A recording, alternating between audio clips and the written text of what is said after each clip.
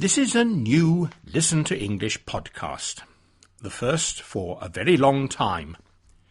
No, I am not dead, as some of you seem to think, nor am I ill, nor have I run away to the Caribbean with a beautiful film star. I have simply been busy. However, if you know any beautiful film stars who would like to run away with me, perhaps you could let me know. This podcast is about pandas. I am sure you know what a panda looks like, even if you have never seen one. There is a picture on the website. You will see that a panda is a type of bear, with a white coat and big black patches round its eyes that make it look like a teenage girl with too much eye makeup. Perhaps you think that pandas are sweet and cuddly. However, people who know about them say that they are in fact smelly and do not like being cuddled at all. Pandas live in mountain areas of China, and their main food is bamboo shoots.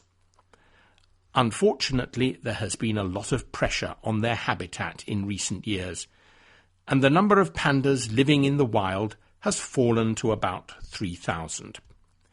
In addition, there are about 250 pandas in captivity, mainly in zoos in China. For many years, pandas were used by the government of China for diplomatic advantage. If the government of China liked you, they might give you a panda to live in one of your zoos. And if they really liked you, they might give you 2 pandas. In 1958, London Zoo acquired a panda called Chi-Chi. Chi-Chi was about a year old at the time, and in his short life he had lived in China and in zoos in Moscow, East Berlin and Frankfurt. An American zoo wanted him, but the American government decided that Chi-Chi was a communist, so they refused to let him enter the country. So Chi-Chi came to London, and for the next 14 years he was the star attraction at London Zoo. Naturally, the zoo wanted to find him a lady panda, hoping that the 2 pandas would breed. They borrowed a female panda called An from a zoo in Moscow. However, Chi-Chi and An never really hit it off, and there were no panda cubs. The trouble is that a female panda is fertile for only about 2 days in a year. So if Mrs. Panda has a headache on the important 2 days, or Mr. Panda is asleep, or out playing football with his friends, there will be no baby pandas. Chi-Chi died in 1972, and we were all very sad.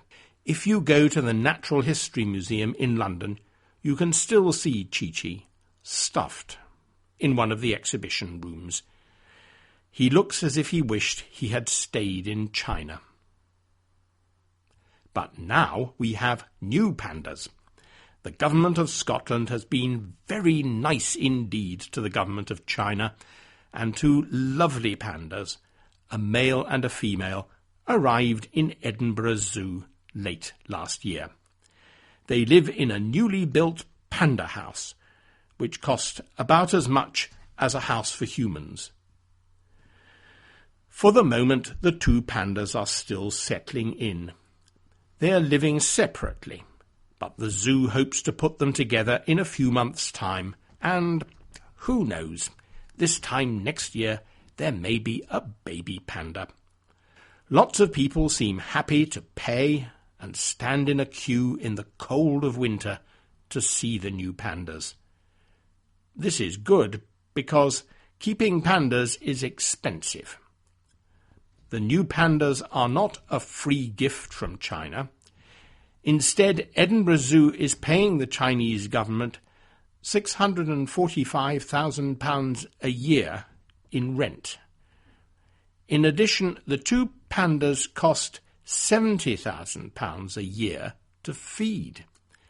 They eat for 14 hours a day and can consume 18,000 kilos of bamboo in a year. There is not a lot of bamboo in Scotland, so the zoo needs to import bamboo from an organic farm in the Netherlands. Is it worth the expense and trouble of bringing pandas to Scotland?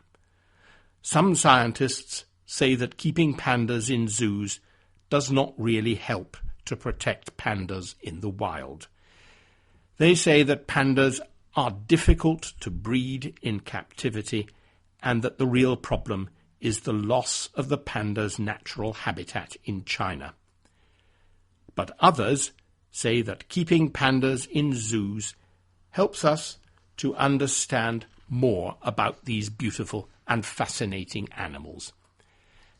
And the people queuing at Edinburgh Zoo to see the pandas have no doubt at all that it is worth it. Goodbye.